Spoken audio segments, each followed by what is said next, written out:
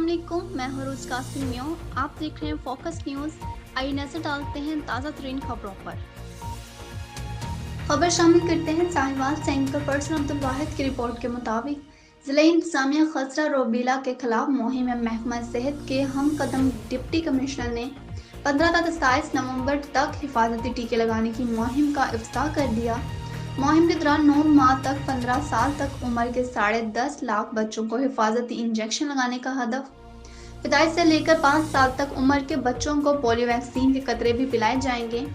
DC ने government Haji Abdul Qayyum अस्पताल में बच्चों को हिफाजती टीके लगाकर मुहिम का आगाज किया। इफ्तिताही तकरीब के बाद डिप्टी कमिश्नर की ज़ेरे क़यादत आगाही walk CEO health doctor Abdul Majeed Niazi, अफसरान सेहत, मुलाजमीन और मीडिया की शिरकत। डिप्टी कमिश्नर ने शहरियों में मुहिम के बारे में आगाही पम्फलेट्स भी तकसीम किए। वालिदैन से बच्चों को हिफाजती इंजेक्शन लगवा कर बीमारियों से महफूज रखने की अपील। सेहतमंद बच्चे हमारे रोशन मुस्तकबिल की उम्मीद हैं।